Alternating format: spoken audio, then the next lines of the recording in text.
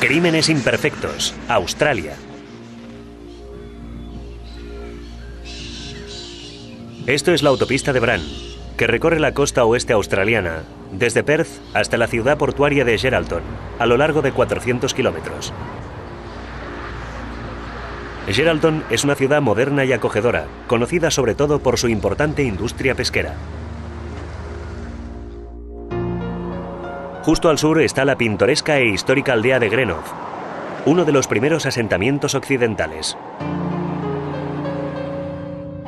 Es lunes por la mañana, 22 de febrero de 1993.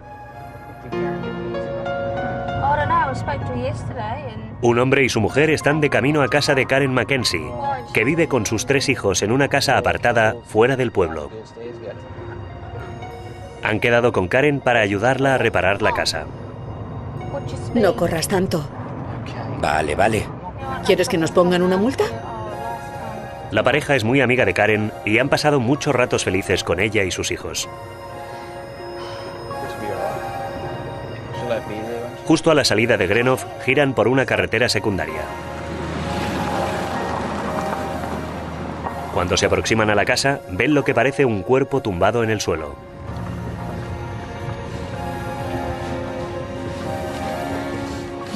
Desconcertados, se detienen y él se apea para investigar. Quédate aquí. ¿Es Danny? ¿Está bien? Y ve el cuerpo inerte del joven. No se mueve. Quédate en el coche. Es un momento que la pareja no olvidará el resto de sus vidas.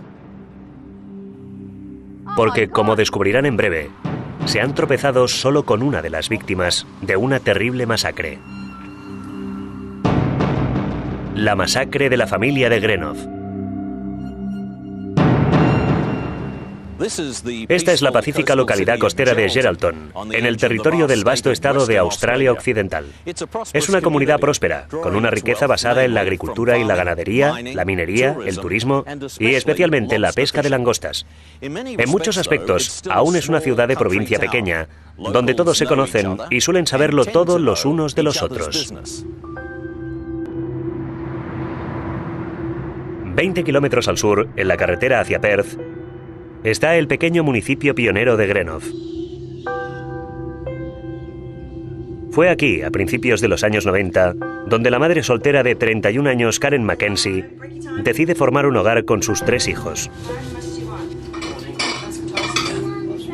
El joven Daniel, que acababa de cumplir 16, y 2 niñas pequeñas, Amara de 7 y Katrina de 5. Sus amigos la consideran una persona alegre, amigable y vital, dispuesta a echar una mano a quien lo necesite. La madre de Karen, Barbara Marchant, recuerda que de niña ya era muy lista y risueña. Estaba llena de vida, siempre reía, era buena estudiante, apasionada por la música, la naturaleza, las plantas, le encantaba el campo. Y en realidad es todo lo que le interesaba de verdad, su música. Y estar fuera y ver cosas, descubrir cosas, aprender, le daba igual el qué. Pero Karen también desarrolla un carácter rebelde. Prueba las drogas para divertirse y posteriormente se queda embarazada. Tiene a Daniel con apenas 15 años. No está preparada para la maternidad, de modo que el chico se cría en casa de su abuela en Queensland. La hermana de Karen, Evelyn, cuenta que había intentado apañárselas como madre soltera adolescente. Recuerdo cuando estaba embarazada de unos 5 meses, que se fue de casa y se mudó a un piso. Intentaba salir adelante por sí misma. Lo intentó y cuidó de él, pero le resultó muy duro y me pidió que lo cuidara yo. Vino cuando estaba a punto de cumplir los 2 años y lo tuve hasta los 16. Con 24, conoce a un hombre llamado Andrew Allen, con quien se asienta y tiene 2 hijas. Pero no dura mucho y la pareja se separa. Karen solo puede permitirse esta humilde casa de madera en Greenough. Intentaba hacer todo lo posible en la casa y quería convertirla en un hogar agradable para ellos. Tenía un trozo de tierra y siempre soñó con tener un seto de boronias. Quien informa del crimen, Helen Winterton, afirma que Karen era una buena madre. Karen había tenido una vida dura, pero lo hacía lo mejor que podía. Es cierto que se metió en círculos, en grupos de gente que tomaba drogas. Y creo que es una de las cosas que destacan en esta historia, el consumo de drogas en esta zona. Pero quería a sus hijos. Y creo que aunque de hecho le gustaba salir y pasarlo bien, también intentaba hacer lo mejor para sus hijos. Amara, de 7 años, va a la escuela de primaria de la zona y los profesores la recuerdan como una niña alegre y dulce. Cuando Karen está más instalada, Daniel se muda a vivir con ella y las niñas. Daniel había vivido siempre con su abuela en el este y hacía poco que vivía con Karen en Geraldton. Y por lo que dicen todos sus amigos, los amigos de Karen, estaba muy entusiasmada porque Daniel viniera. Estaba deseando integrarlo en la vida de Amara y Katrina y quizá que fuera el hombre de la casa. Creo que fue un mes antes de su cumpleaños. Me dijo, tengo muchas ganas de ver a mamá. Y respondí, de acuerdo, bueno, supongo que para tu cumpleaños querrás un billete de autocar a Australia Occidental, ¿verdad? Y eso fue lo que hice. Le compré un billete y se fue al día siguiente. Se matricula en el instituto de Geraldton. Cuando fue creciendo se hizo muy difícil que fuera a la escuela. Nunca quería ir a la escuela. Era un puñetero. Pero cuando se mudó allí, de hecho, se matriculó otra vez y me pareció asombroso. E incluso contó que quería acabar la secundaria y sacarse los cursos. Y estaba tan orgullosa de él. Aunque Karen está consiguiendo organizar su vida familiar en Greenough, su vida amorosa aún es confusa. En febrero de 1993 da por terminada una relación amorosa estable, pero al parecer no sabe por qué falló. El día de San Valentín, ella le envía un ramo de rosas y le adjunta un poema diciendo adiós. No sabía de quién era cuando llegó, porque en la tarjeta no ponía el nombre. Pero todos lo supieron. Sí, era de Karen. Era su letra. Y en una esquina de la tarjeta decía adiós, como si supiera que algo iba a suceder. Pero no contó nada a nadie, se lo guardó para ella.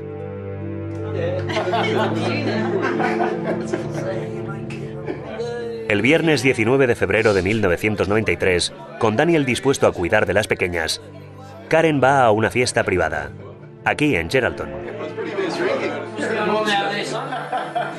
Es tan malo que no tiene gracia. Se queda más o menos hasta las 5 de la madrugada del sábado y luego un amigo la lleva a casa.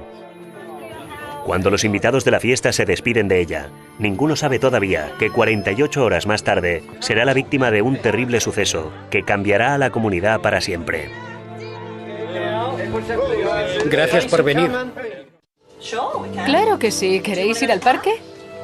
Bueno, pues iremos al parque y jugaremos a las cartas. Es 1993.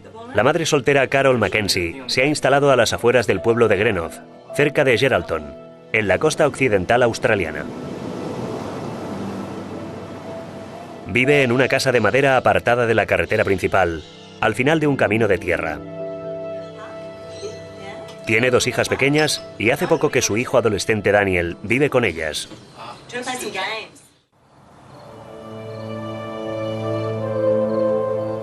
Son casi las 3 de la mañana del lunes 22 de febrero de 1993. En la aislada casa de labranza todo está en silencio. Todos, menos Daniel, duermen. Lentamente, sigilosamente, un coche se acerca.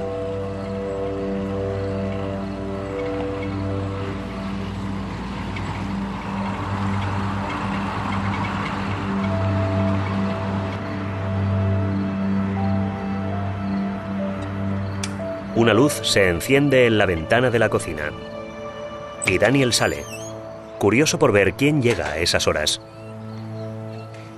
El conductor baja del coche y se acerca a Daniel. De repente, sin más, Hola. le golpea y lo tira al suelo.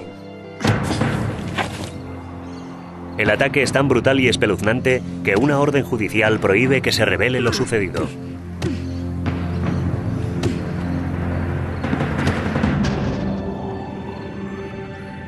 Ahora, seguro de que el joven está muerto, el asesino dirige su atención hacia la casa. Camina poco a poco hacia la puerta trasera. Dentro, Karen duerme en el suelo del salón. Va a hurtadillas por la sala y se detiene a su altura. Levanta un hacha y se la clava en la cabeza.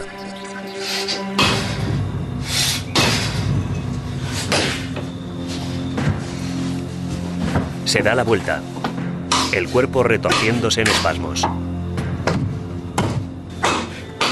Él sigue partiendo la cabeza y el cuello una y otra vez, en un ataque frenético, hasta que se queda quieta.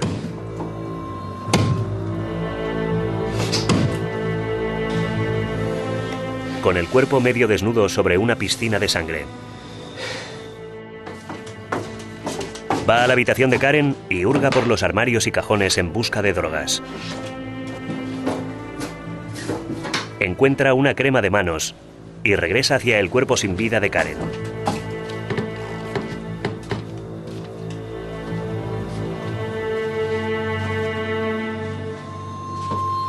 Se arrodilla y le levanta el cuerpo encogiéndolo hacia él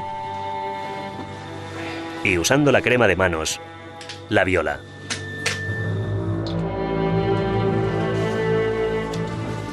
Luego le cubre la maltrecha cabeza con una manta y la deja encogida arrodillada sobre el suelo. A continuación, camina lentamente hacia la habitación de la pequeña Amara, donde la niña de 7 años duerme profundamente. La ataca brutalmente y la mata. El Tribunal Supremo de Australia Occidental ha ordenado secreto de sumario sobre todos los detalles del ataque.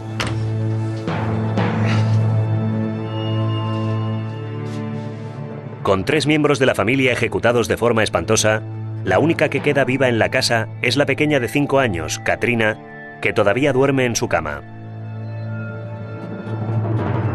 Afortunadamente, su muerte es rápida.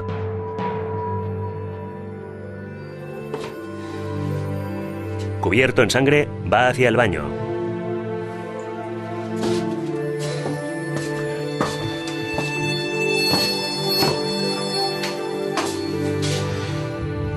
Se limpia las manos y las piernas de sangre y se seca con un trapo.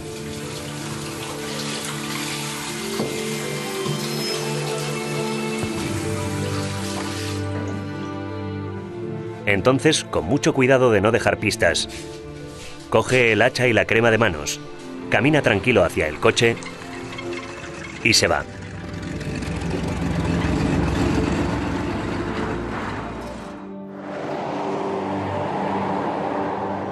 A media mañana del 22 de febrero de 1993, el matrimonio se dirige a casa de Karen.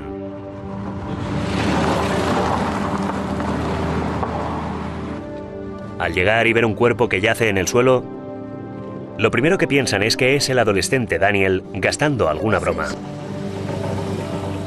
Pero cuando el marido baja del coche y se acerca a comprobarlo, ni siquiera sabe con certeza si es Daniel.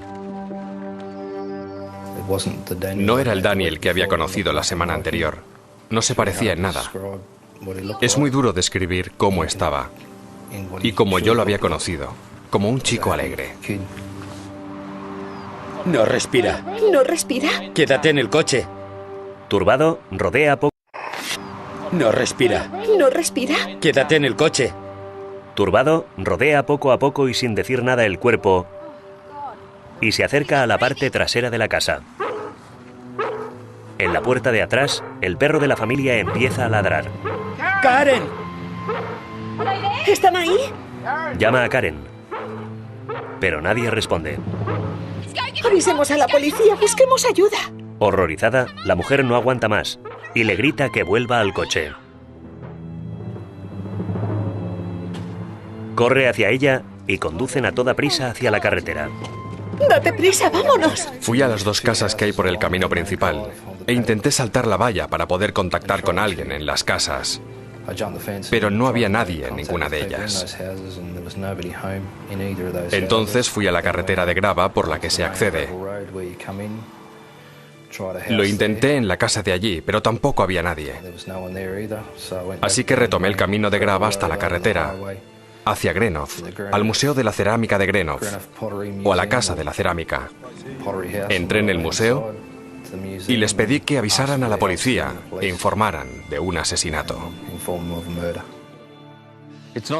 No tarda mucho en llegar una brigada especial de detectives de la policía de Geraldton y agentes uniformados. Son sobre las 11 de la mañana y hace calor. El forense Bryn Jones está en el equipo. Sabíamos, por lo que nos habían contado, que el chico yacía en la parcela que había delante de la casa. También sabíamos que otros miembros de la familia vivían con el chico, de modo que nuestra preocupación inmediata era el bienestar del resto de la familia. Así que nos desplazamos rápido al lugar y vimos al chico, como habían descrito, en la parcela frente a la casa. No sabíamos si el agresor aún andaba por allí, ni sabíamos dónde estaba el resto de la familia. El detective Merv Cousins entra primero.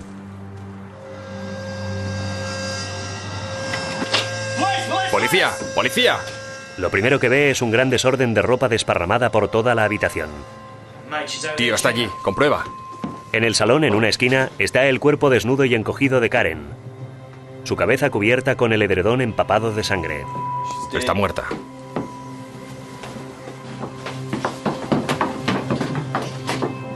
En los dormitorios hallan los cuerpos de las pequeñas Amara y Katrina. El detective Bryn Jones jamás olvidará ese día. Sin duda es la escena del crimen más espantosa que infelizmente me ha tocado investigar. Recuerdo una cosa muy bien. Uno de los detectives se giró y preguntó ¿qué hacemos ahora? Y mi respuesta automática fue no importa lo que hagamos, pero hay que encontrar a quien lo ha hecho.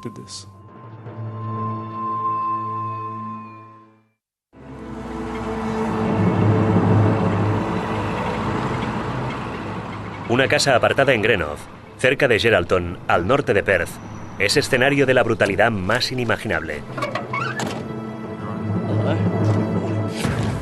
La madrugada de un lunes de febrero de 1993, Karen Mackenzie y sus 3 hijos han sido atacados y asesinados. Es un crimen que ninguno de los experimentados policías había visto antes. Los propios oficiales horrorizados necesitan tiempo para recomponerse antes de acordonar la casa y los alrededores. Avisan a la Brigada de Crímenes Mayores de Perth solicitando refuerzos para ayudar en la investigación. Hace viento y calor, y las pruebas, como huellas o marcas de neumático, deben tomarse cuanto antes. Esta clase de condiciones pueden afectar notablemente la subsistencia de las pruebas forenses.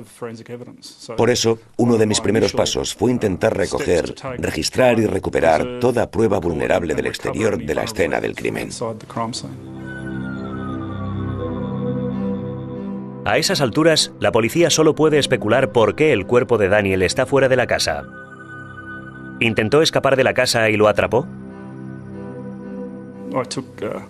Hice varias fotografías del exterior de la escena del crimen, tanto generales para describir la historia que había tenido lugar fuera, como de pruebas específicas relativas a marcas de zapato, rodaduras y algunos objetos situados cerca del difunto. Se informa a los medios de comunicación y se da una rueda de prensa. Se trata de una mujer de 30 años, un chico de 16 y 2 niñas de 3 y 6. Se ha acordonado la casa y la zona circundante mientras la policía forense continúa buscando pistas. La periodista Helen Winterton recuerda el impacto que le causó inspeccionar la escena del crimen. Dentro de la casa se podía ver todo lo que hacía de ellos una familia. Todas esas notas de lo que debía hacerse esa noche o en la escuela, dibujos de los niños en la nevera. La casa era un testigo vivo de que Karen amaba a sus hijos, que era una madre tan cariñosa como cualquier otra. y que la familia estaba unida antes de que ocurriera el asesinato. Recuerdo mirar por el dormitorio y ver los vestiditos colgados en aquel armario de tamaño infantil y juguetes.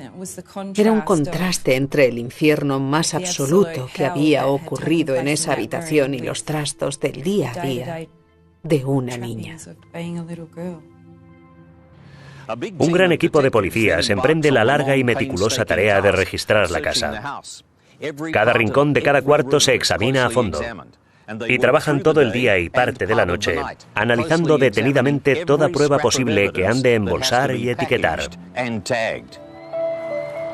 A las 4 de la madrugada del martes se levantan los cuerpos y se llevan a Perth para un reconocimiento post-mortem.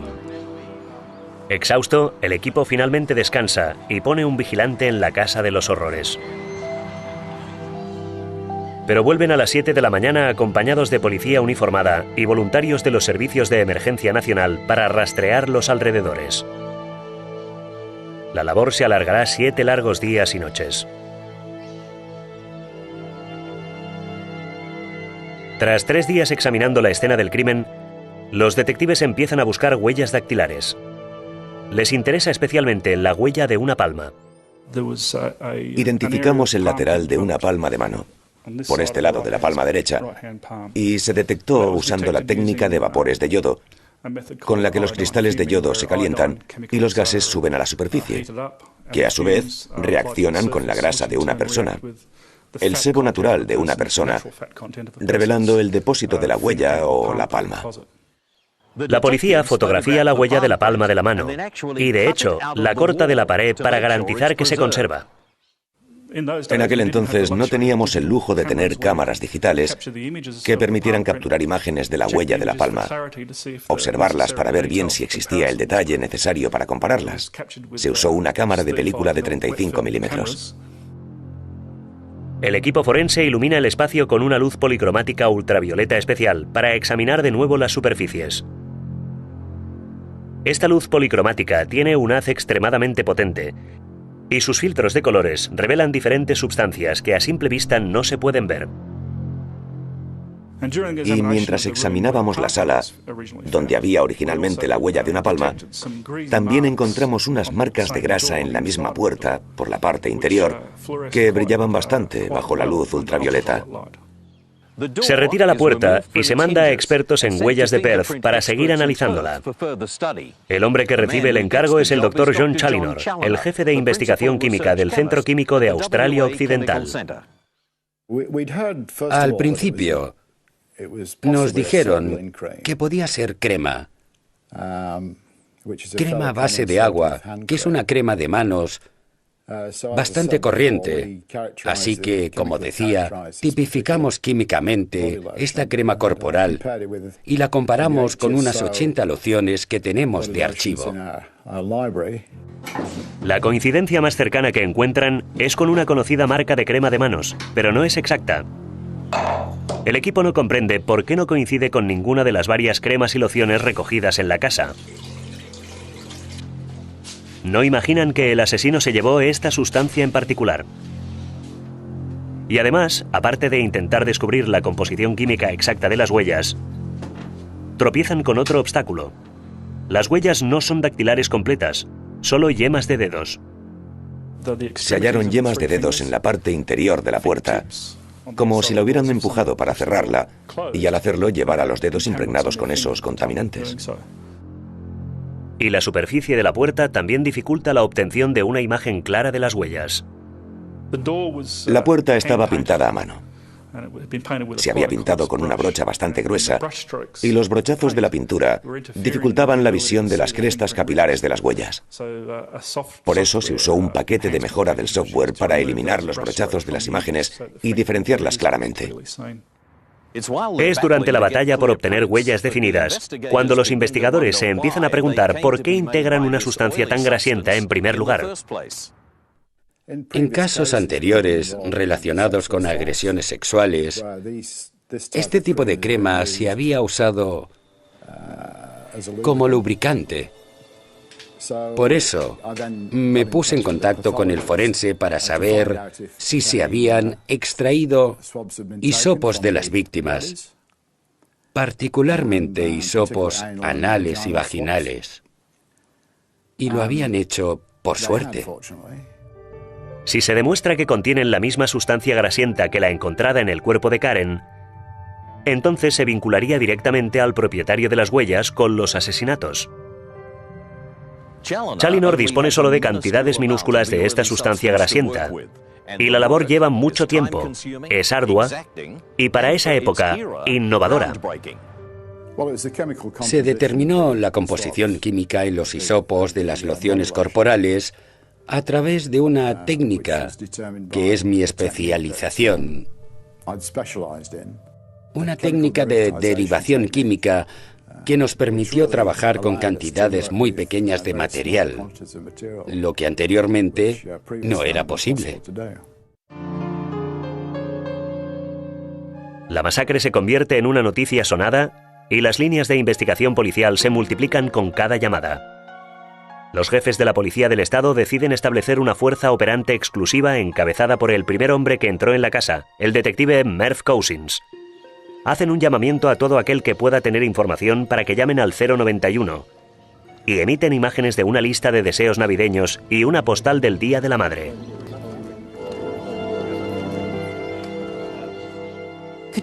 Katrina quería un troll por Navidad.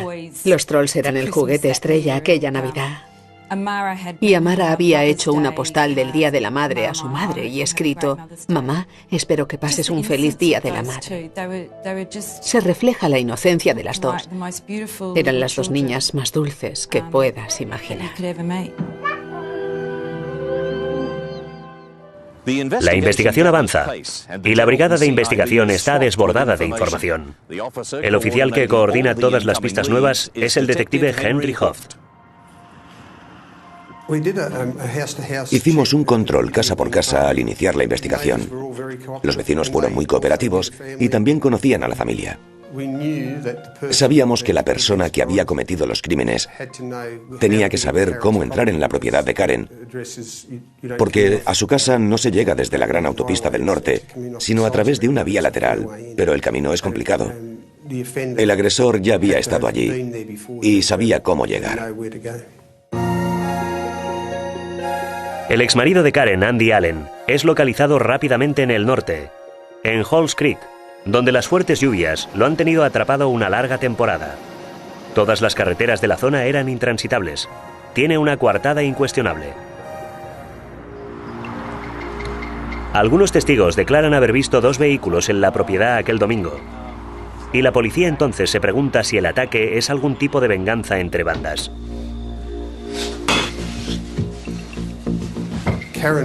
Karen consumió drogas durante un tiempo y se relacionó con mucha gente del mundo de las drogas, lo que incluía en nuestra lista de sospechosos a gente de la industria de las drogas.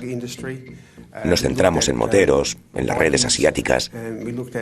Había algunos asiáticos metidos en temas de drogas. También interrogaron a los invitados de la fiesta a la que fue Karen la noche del viernes antes de los asesinatos.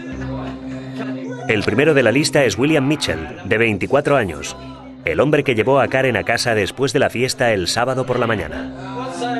Es ganadero y consume drogas esporádicamente. Tuvo una acalorada disputa con Karen en la fiesta. Sí, lo estábamos pasando bien, hasta que estalló una discusión por algunas cosillas y... ¿Qué problema tengo? Sí. Que me ignoras todo el tiempo. No te he ignorado, solo entrar te he dicho hola. Venga ya. Somos amigos. No hagas el tonto. Siempre hemos sido amigos y no me toques. Te toco si quiero. Después de eso decidí marcharme porque no me gustan las fiestas de peleas y borrachos. Marcharme porque no me gustan las fiestas de peleas y borrachos. Bill y Karen se fueron de la fiesta hacia las 5 de la madrugada del sábado y condujeron los 25 kilómetros hasta su casa. Bill se fue de su casa hacia las 11 de la mañana y un vecino confirma que vio alejarse el coche a esa hora. Otro sospechoso de la lista es un hombre que había vivido en la casa. Admite a la policía haber llamado a Karen Mackenzie el sábado a las 11:15 de la noche. No tiene una coartada firme y declara que se fue a dormir después de eso. El último novio de Karen también se convierte en una persona de interés cuando la policía descubre su reciente ruptura. Todos estos hombres dan sus huellas digitales y muestras de sangre, saliva y cabellos. Y antes de poner fin a la búsqueda, se sacan muestras de más de 70 personas de interés. La policía al mando también toma muestras de semen de la escena del crimen. Pero la tecnología del ADN es muy primitiva. Teníamos un sistema de análisis del ADN muy primitivo, pero se limitaba a una única localización genética, lo que significaba básicamente que no tenía suficientes criterios discriminatorios para sugerir que el semen perteneciera a una persona en concreto. Se recurría más en aquel tiempo a los grupos sanguíneos para descartar personas o sugerir que no se podía eliminar a una persona como donante. Pero mientras los grupos sanguíneos descartan a algunas personas, siguen llegando nuevas pistas. Y hay una nueva persona a quien la policía empieza a observar de cerca.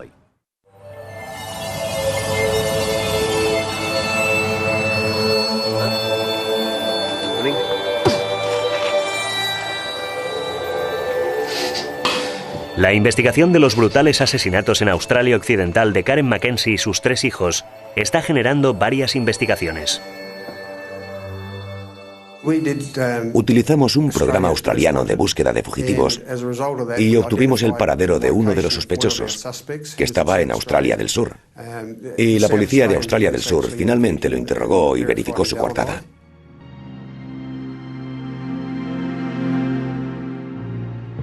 El viernes 5 de marzo, varias semanas después de los asesinatos, se celebra el funeral de Karen y sus hijos. El horror por la matanza de inocentes se apodera de la zona y ciudadanos y niños de la escuela se reúnen para llorar y presentar su respeto.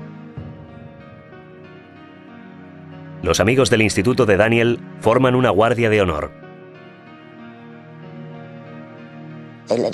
Nos dejan verles. Estaban los niños de la escuela de Amara y Katrina. Cantaron The Rose a Karen, porque Janis Joplin era su cantante favorita. Y nosotros dedicamos Daniel a Daniel. Y los niños habían escrito un poema sobre él. Quería que encontraran a quien lo había hecho. Eso me mantenía con fuerzas. Todo lo que podía hacer, lo hacía. Viajé por toda Australia Occidental hablando con la gente por mi cuenta. Pero la policía fue maravillosa. Hicieron muy buen trabajo.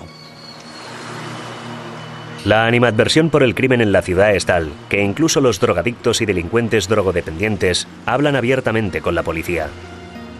Hablan de un pescador que había estado hablando con Karen la mañana del domingo en Geraldton y se había ido a Darwin el día después de los asesinatos. La Brigada de Investigación de Darwin lo localiza y considera que no tiene coartada para la hora de los asesinatos.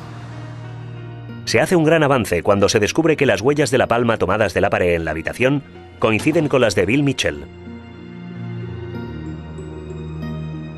Pero Bill era amigo de Karen y visitaba la casa a menudo, incluyendo el día anterior a los asesinatos.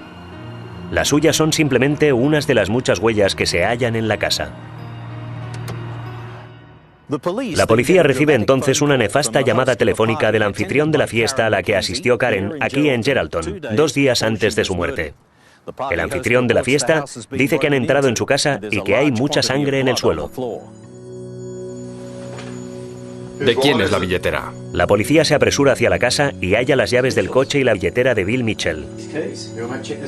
¿También lo han asesinado? De repente aparece. Mira la sangre, Jonesy. Calma.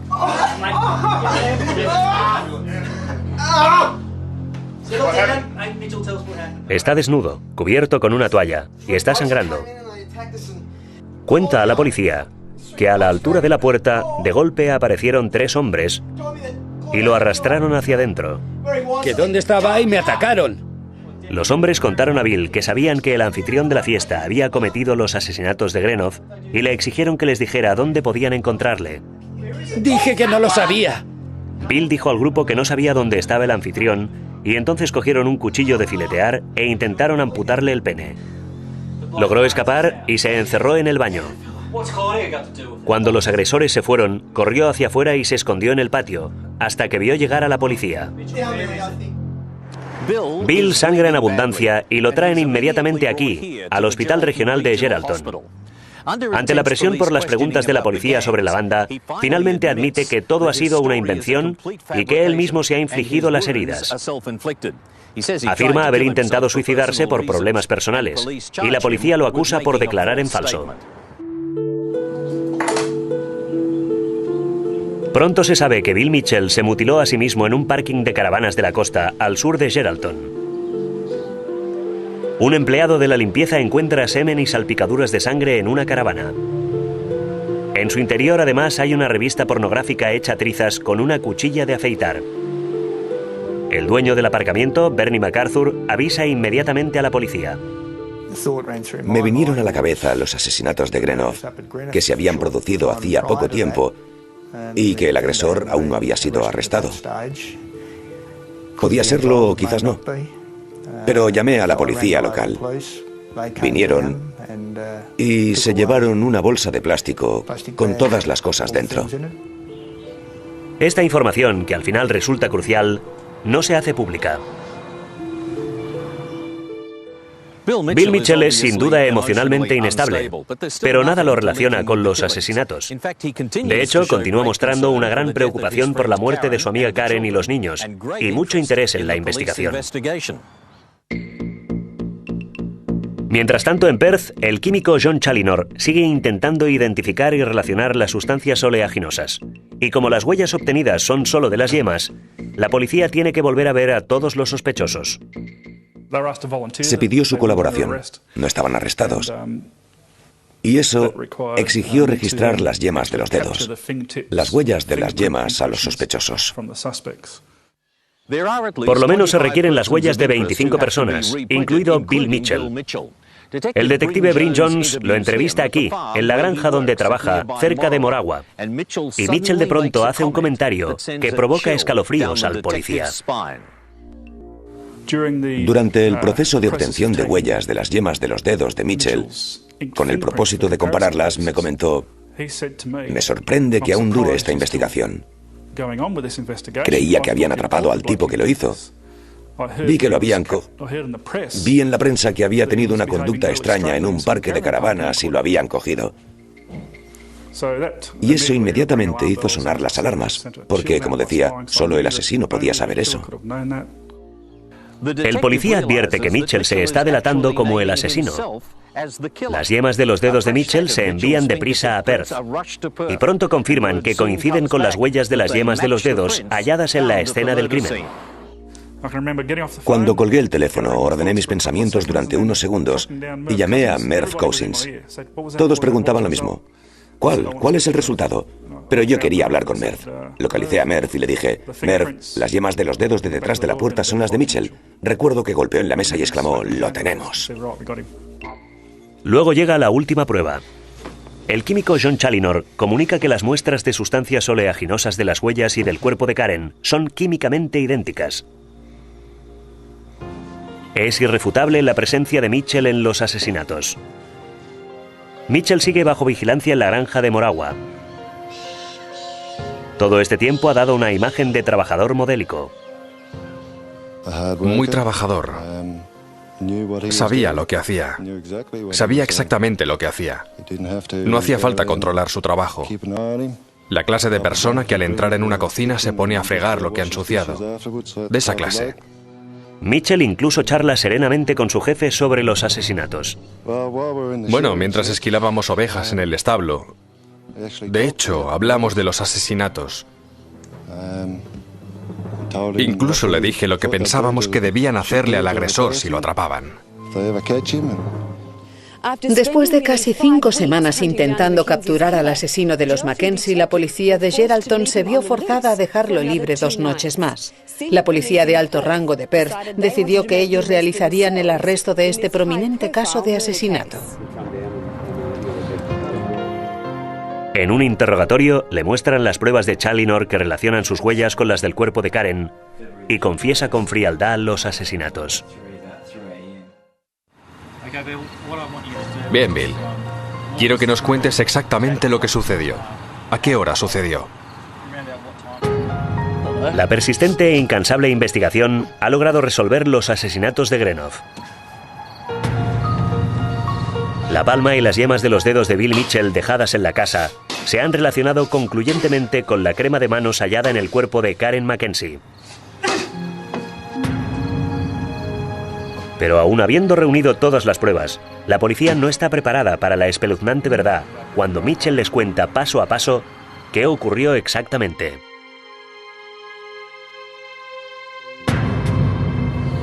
El domingo 21 de febrero, el día después de irse de la fiesta en Geraldton con Karen, Mitchell regresó a la casa.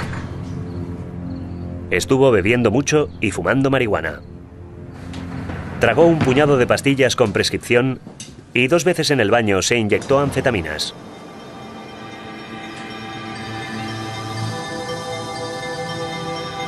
Mitchell estuvo allí hasta el domingo por la noche y luego, hacia las 2:30 de la madrugada del lunes, se fue de Geraldton en dirección a Greenough. En ese momento su estupor era exacerbado.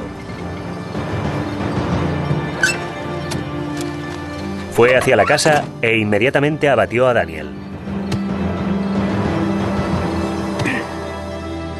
Entonces entró en la casa y mató a Karen antes de violarla. Registró cajones y armarios buscando droga antes de ir al cuarto de las niñas y atacar a las pequeñas.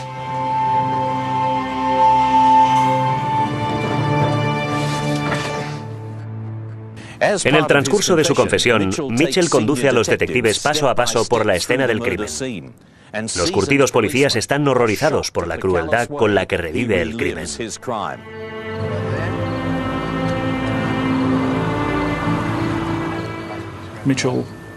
Mitchell describió metódica y cínicamente todo lo que había hecho sin mostrar ningún tipo de emoción, sin mostrar ningún remordimiento. Describía los actos que había llevado a cabo para matar a sus víctimas como si contara cómo había limpiado el coche, con la misma frialdad y falta de sentimientos. Fue horrible. Mitchell contó además a la policía cómo había abandonado la escena del crimen, con cuidado de llevarse todas las pruebas, el arma y la crema de manos. De regreso a Geraldton, hizo un alto en el camino para lanzar el hacha en un río y tirar la crema de manos en un contenedor de basura. Al día siguiente se envió a buceadores de la policía. Hallamos el arma del asesinato en la zona que nos había descrito Mitchell, e incluso eso fue escalofriante. Cuando se recuperó el hacha, habían pasado 5 semanas. El hacha estaba en el turbio lecho del río Greenough, y cuando la recuperaron y me la enviaron, aún conservaba pruebas físicas. Aún había cabellos en la cabeza del hacha.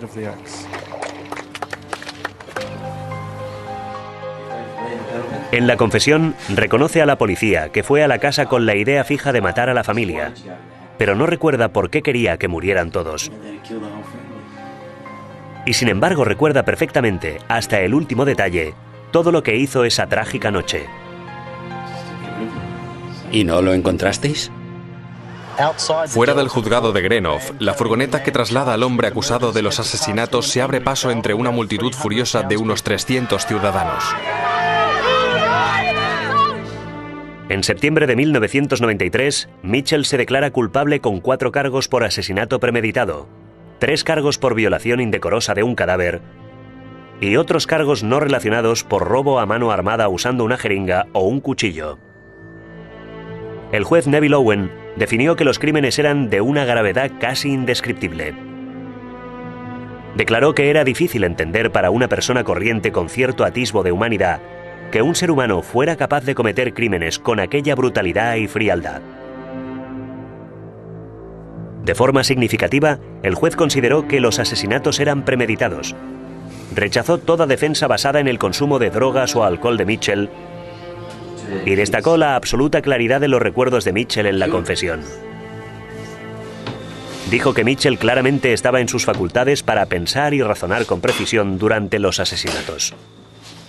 En octubre de 1993, William Patrick Mitchell fue sentenciado a 20 años de cadena perpetua con extrema seguridad y el derecho a solicitar la libertad condicional al finalizar ese periodo.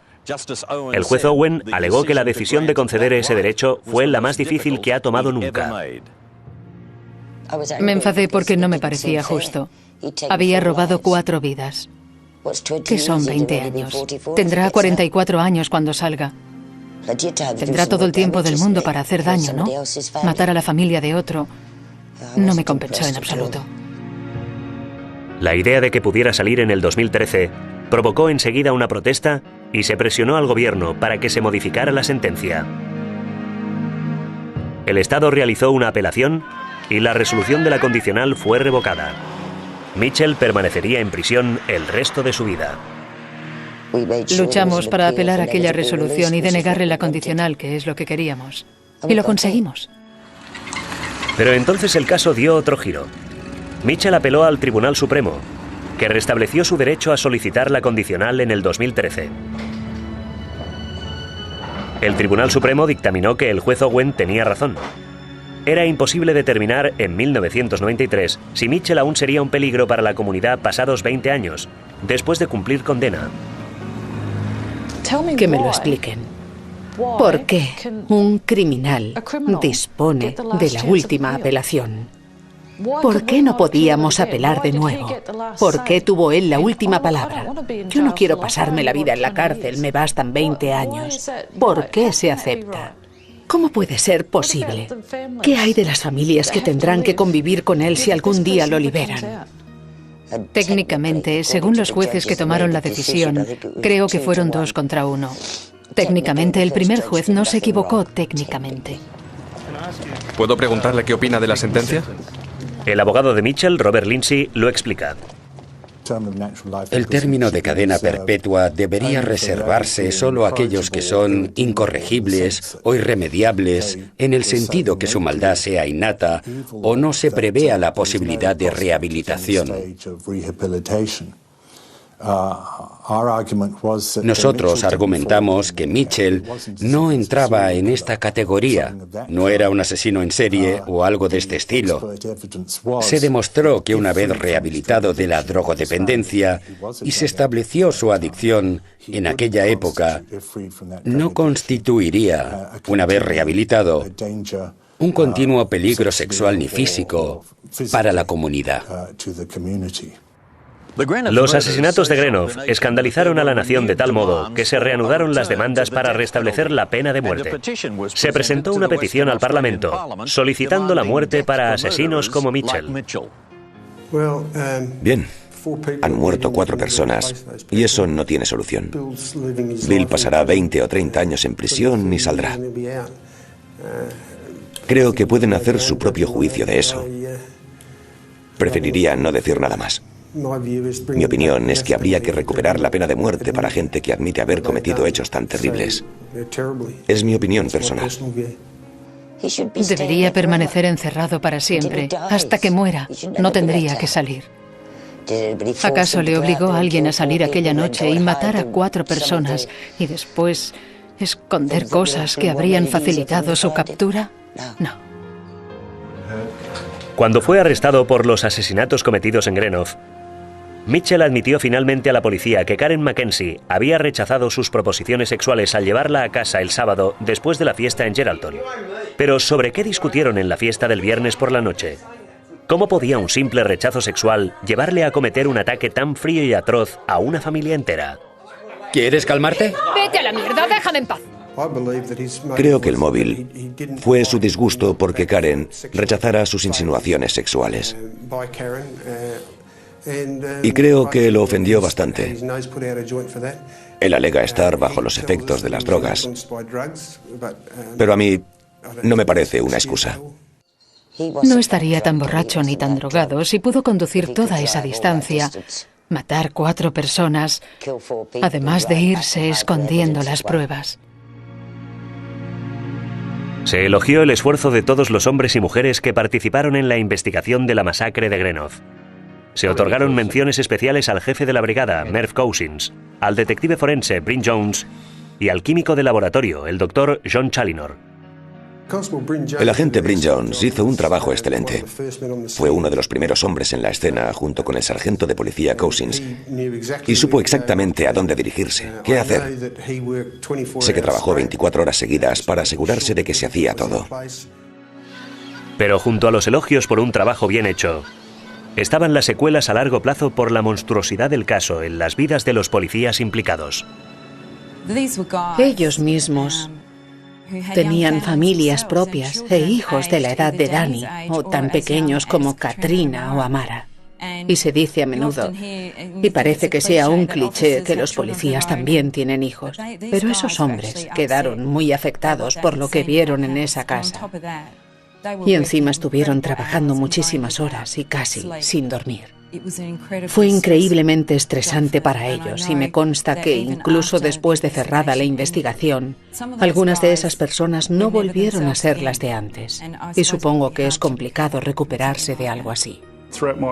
A lo largo de mis 26 años de profesión, no había trabajado con un grupo tan profesional como este. Y no me cabe duda de que gracias a su determinación y profesionalidad, y el esfuerzo invertido durante las 5 primeras semanas de investigación, de no haber sido por su esfuerzo, junto con la investigación forense, los resultados tal vez no hubieran sido tan positivos.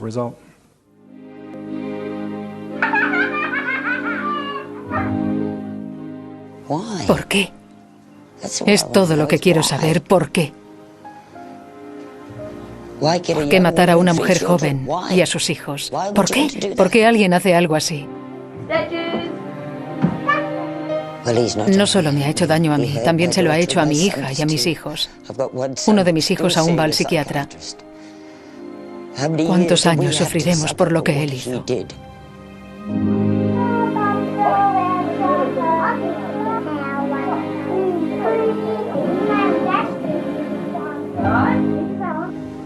Se llevó a mi hermana, se llevó a mi sobrino y se llevó a mis sobrinas.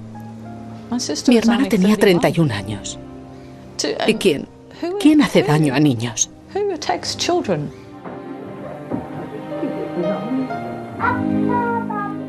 Ojalá aún estuviera viva. Se merecía mucho más de lo que le pasó. Luchó tan duro en la vida para lograr lo que quería. Él no tenía derecho a quitárselo.